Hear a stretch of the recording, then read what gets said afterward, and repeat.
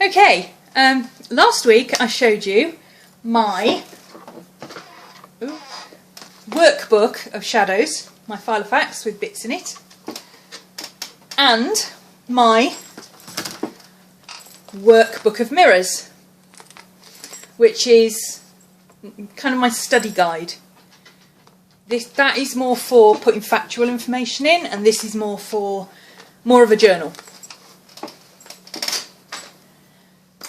Now, what I also have, I'm going to do a book of shadows and a book of moons. As I explained before, I want my moon section to be separate to everything else because that's primarily what I do, along with tarot and astrology and soon to be animals, spirit guide, shamanic type stuff. For my book of moons, look what I've got. Ah, can you see that? I might have to turn it around. Probably easier to see that side actually. Oh, there you go. Without the clasp, it's a bit easier to see. Isn't he gorgeous? Oh, he's so pretty. He looks like my gypsy. He looks just like my gypsy. Because of course she's a German Shepherd, so she looks very much like, very wolfy.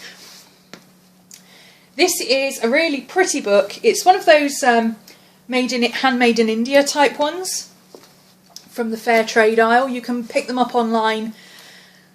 Search around online because I found these anywhere from £16 right the way up to £45 for the same size. Really, now, that's a bit steep. But this was 18 and I really liked it, and it was a Christmas present, or with my Christmas money, so it's plain inside. It's got a nice black canvas here. It's got a wrappy bit there, and then inside it's got 5 signatures of this rough handmade cotton paper, which I love. It doesn't take fountain pen ink at all. It bleeds like crazy. It bleeds through the back, literally, like that. And it blots, and it's horrible. That was with a fine nib pen. But the G-Tech Calitos work beautifully on it. And so does pencil, and so does, you can actually use watercolour quite successfully. And obviously biro works very well. So I'm not too bothered. I'll probably use my Calito. I like my Calitos. Is it Calito or Coletto? I always say Calito because it's only got one T. I don't know. Somebody tell me. Somebody rescue me from mispronunciation. I'm sure somebody will. It doesn't have a bookmark, but I'm going to put a bookmark on it. I've got some pretty strings that I'm going to use. It's got 5 sections, so basically I'm going to have, the first one will be half general information and half something else. And then I've got 2 books for spells and 2 books for, 2 signatures for spells and 2 signatures for divination. And, you know, notes and quotes and all sorts. And like I say, I've said before, I've got the most minuscule writing in the world, quite literally. So I don't envisage having too much problem filling this up too quickly. If you've got big writing, you might, but this will last me a good couple of years. Now, it does have, this flap is movable. It's actually bendable, so it could expand quite easily. However, this clasp doesn't expand with it. So what I'm going to do, I think, is very carefully cut that along the line there and stitch a piece of like 2-inch wide elastic to these 2 pieces, just to give it a little bit of give that way, so that when I put stuff in it, it doesn't strain the hinge. So I've already put a couple of bits and pieces in, really only a couple, literally. Tracy sent me this beautiful card the other day with a really nice message in it. Her brother works at an wolf sanctuary, and he gets these cards, and she wrote me a lovely note. And this has got a watermark wolf on the other side, and it's got this beautiful wolf on the front, so I've just stuck him on. I'm going to put a thing here, a banner here, in probably edged paper for spell work, and I've just put a clip on it just to hold it together basically. And then inside this is an envelope, the envelope for the same thing, so that's the front and that's the back. And I just slit it round because it's got my name and address on it, and I thought, well, there's no point taking that off and then writing my name and address in there. I might as well just stick this in. So I've got lovely wolf, lovely bright happy cheerful colours. I'm very pleased with it, it's beautiful. I can cover up the stamp if I want to with something else, that's not a problem. So I'm ready to get cracking on that, and I think this one will be mostly just writing. I don't want to make it overly ornate because I will use this one a lot, and if it's too ornate I'll get bits falling out of it and it'll get frustrating and I won't be able to find anything. And so this is a much more practical book, and I will probably have an index and all sorts of things like that I will put in it. I will definitely add a couple of bookmarks, and yes, that's going to be my Book of Moons. For those who are interested, it's 5x7 and 1.5 inch thick. Now, oh, wait till you see what I've got. I'm so chuffed. But I'm going to make you wait because I've got this one as well. Right, this one is... oh, I'm so mean. This is my Sunburst Orange Ray Dory, another Ray Blake special. I told him ages ago when I saw this colour, I said, if you ever get some more leather like this, can you please make me one? I will pay whatever it takes. And he was very kind and remembered, and he sent me one. He's a lovely man, he really is. So, yeah, this is my field notes size. It's not a proper Midori size. Midori Passport is like that big. It is too tiny. This is a proper pocket size. It's the same size as a pocket moleskin, which, as it happens, is what I've got in there. Let me just take this off. So I've got my pen there and my elastic, and inside I've just got, oops, yeah, I've just got a soft cover moleskin, and I took the elastic off it. I just cut the elastic at the back to just turn it into an ordinary notebook, and I've got one of the Midori Zip Wallets for, like, if I collect herbs or anything like that, I can put them in there, or, you know, packets of incense or whatever. This is specifically for out and about stuff. So it's not a permanent book. It's for, like, if I was going out to the woods to do something or to collect stuff or whatever, I would write everything I needed in here, put little baggies in here for collecting stuff, put incense and stuff in here that I needed, and just take this with me. It's a heck of a lot easier than trying to cart around a whole big book. And at the end of the day, you know, this is leather, so it will clean up really nicely. And if the book inside gets tattered, well, it's only a moleskin pocket, it doesn't really matter. So it doesn't matter if it gets dirty or whatever while I'm out and about. And this is actually just a bracelet. It's got a pentacle, and it's got a little book of shadows, a little silver book of shadows. Isn't that cute? And then the wording on it says, "Ever mind the rule of 3," which of course I don't adhere to at all, but I like the sentiment. I'm seriously considering taking the beads off and adding them to the ones I've got and seeing if I can make it say, "Karma's only a bitch if you are." Because I just think that would be really cool. I may have to do that.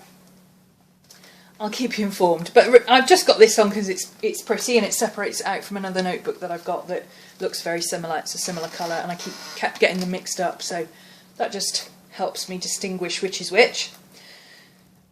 Which is which? Cool, it's gone really warm. I've finally got some colour in my face for the first time today. So yeah, that's just my pocket book that I take with me, like if I'm going away, or if, like I say, if I'm going out and about.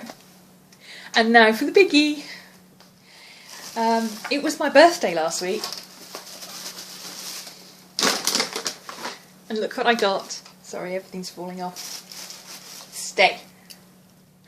Are you ready?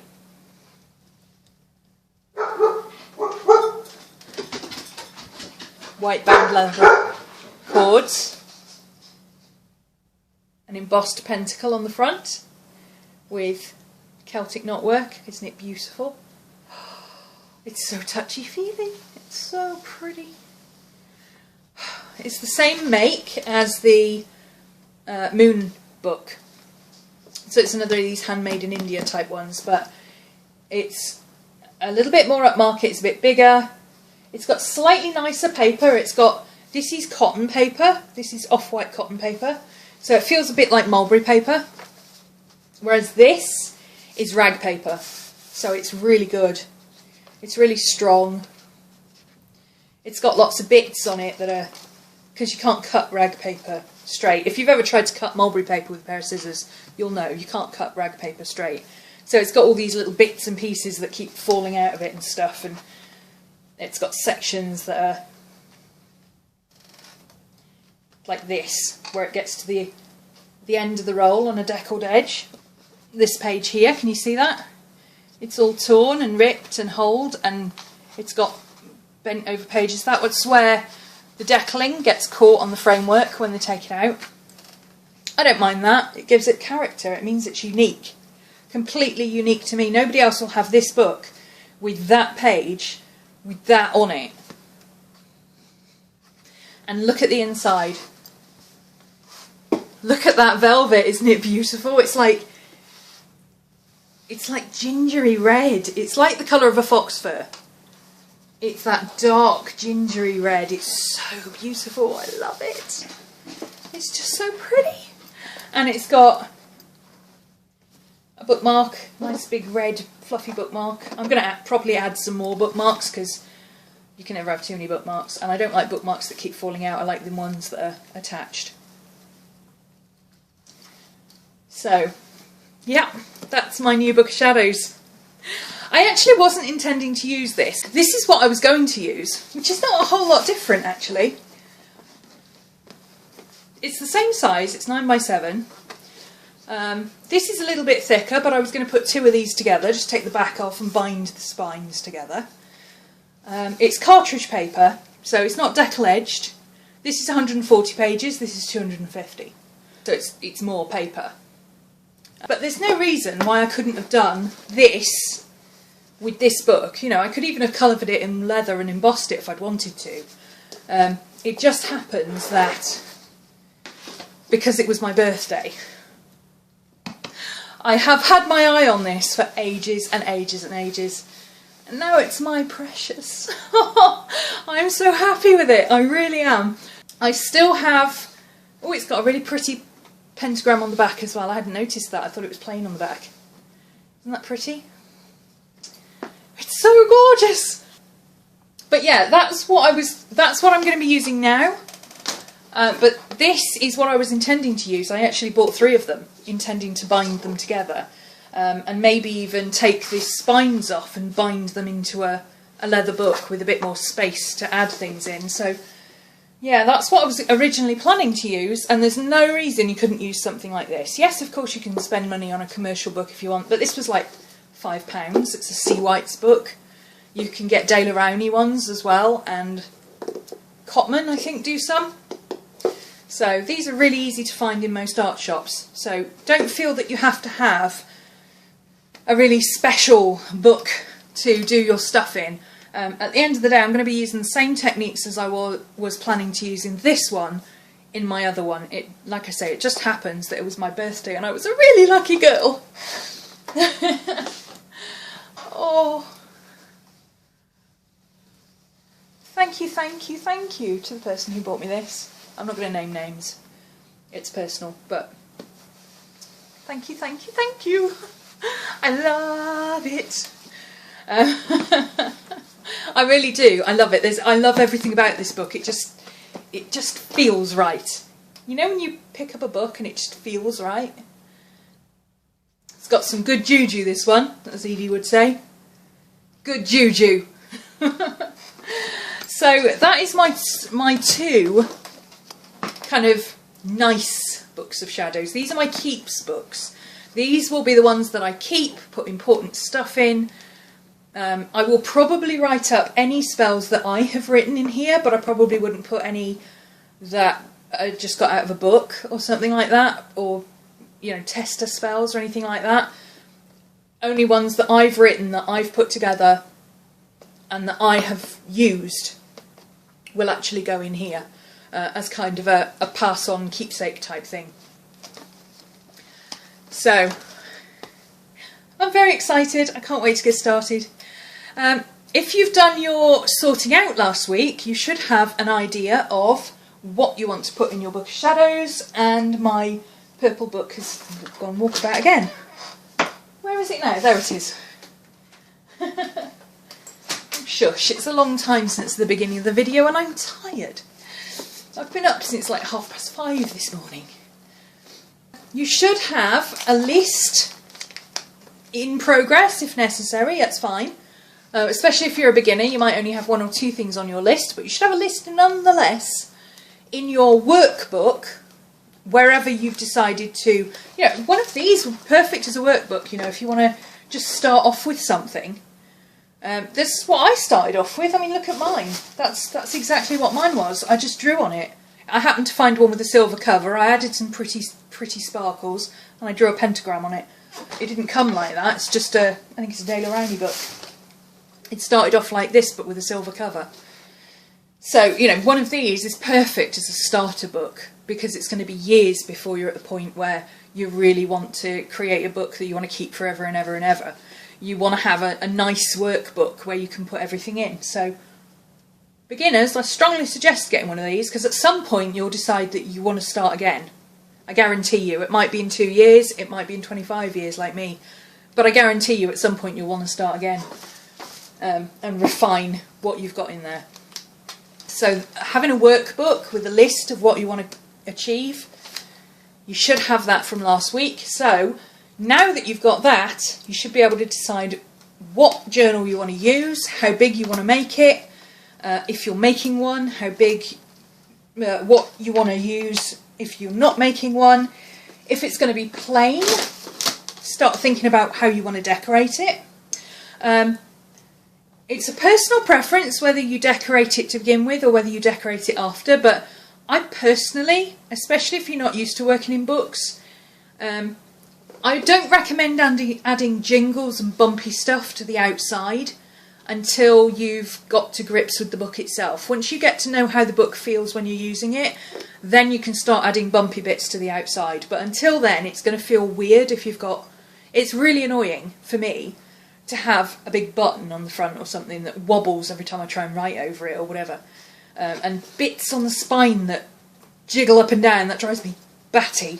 I don't mind a bookmark that dangles out the bottom, but jingly stuff on the spine, no. You might like that kind of thing, but trust me, it's a lot easier to wait until you've got the feel of your book and what you really want to do to the outside before you start getting into that. So start thinking about what you want to do, but you don't necessarily have to completely deck it all out and, you know, whatever. You might want to cover this with material or something. You could make a slip cover or something if you're a fabric artist or a sewer. You could knit a cover if you wanted to. How about that? Knit a cover, crochet a cover, patchwork a cover, collage a cover, whatever you want. You could do a slip cover in canvas, that, you know, like the book sleeves, just as a temporary cover so that you've got something pretty on the outside until you decide what you want. And then start collecting bits and bobs to use for the inside of your journal. Now that means this kind of stuff, whatever it is that you want to start using. Now for mine, I've decided I want to go very vintage, fairly uniform. I don't want every single page to look exactly the same or anything like that, but I want to use, like, you know when you get scrapbooking sets, you get the cards and the envelopes and the papers and the stickers and the labels and all sorts, and they all kind of merge together, they're a group. Well, I love graphic 4-5 and stuff like that, and I've got a set of the steampunk stuff, which I was considering using, but I'm going to use that for my Filofax, I think steampunk is a bit too... I love steampunk, but for me it's a bit too gimmicky for my Book of Shadows. So instead I've got this set And I've actually got the papers already. I just saw these bits and thought, oh, they're really pretty. This is the Madame Perrault by Papermania. Yeah, Witchcraft's Papermania. I've got some memory pockets. It's all vintagey stuff like this, you see. I've got some postcardy type things and labels, booklets, and then I've got a really pretty selection of washi tape, which I have to say I nearly swallowed my tongue when I saw how much this washi tape was. But it is really pretty, and it all matches, and it goes with this, and I've already got the papers. So this was really inexpensive. These were like £2 and £3 each. This is £7, which is a rip-off for that amount of washi tape, but it matches, and I like the idea of it all matching. I don't want to have like bright orange washi tape in my book shadows unless I'm using it for something for a reason. So I will add colour, but I'm going to use these kind of things, these very vintagey type stuff. Of course, you do not have to go out and buy loads of things for your book of shadows. You can use collage materials. You could use paints. You know, treat it like an art journal and do it that way. You could just write. You could draw. You could do pen work. If you do calligraphy, you could do it like that. I envy anybody who can do calligraphy. I can't do calligraphy. My writing's too tiny. It doesn't look any different no matter what I do. So yeah, I'm going to go very vintage, very... Oh, and I've got these as well. I bought these. I was going to get the distress stains, but I went for the inks instead when I saw that paper, because I think the stains will soak into that paper too much and it'll get really soggy. So I went for the distress ink pads. These are old paper and tattered rose, which they go with the colours. They're kind of a yellowy colour and a kind of pinky colour, but very, very light. Just enough that I can age the bits of paper and stuff like that. And of course my trusty black ink pad will be by my side all the way, although I may change it for a brown one. I've got a dark brown sepia one, walnut ink one, that is really, really nice, and that might look better. That's what I'm doing with mine. It's going to be very vintage. It's going to be quite... I'm not going to have like neon post-it notes and stuff in it. That's what this one is for. This one might end up with some neon post-it notes in it at some point with silly drawings, of course, but my other one is going to be a little bit more sedate. I've got my creative side, my very artistic side, and I've got my wild child, so I'm happy with that selection. So what you need to do now is go away. Oops, sorry, that was me, I kicked the camera. What you need to do is go away and have a look at all the information that you gathered last week, the information that you think you're going to want to gather, and the sections that you've decided on for your books, and decide what book is going to work for you. If you have decided that you want very minimal stuff, something like this might be your best option. You know, something small that you can, you know, draw and paint in and make it look beautiful and do lots of calligraphy in, that might work for you. If you've got, you know, not much stuff and you're just starting out but you're quite artistic and you've been through quite a lot of it and you already understand a lot of it and you want to keep it, something like this might be good as a beginner's kind of nice book if you want. If you're more advanced, you might want to go for a chunky monkey like this, which is what I've got, or sometimes even bigger. I've seen people with books like this, like 40 inches high, kind of massive things that are 6 inches thick. I don't even know how you would fill those up. Especially me. I'd be 107 and go, I'm going to finish this book if it kills me. Oh, I can't even envisage trying to fill up one of those books. But this, I think I can do this really well. It'll work for me. It's a good size. It's my favourite size to work on. It's perfect. I love it.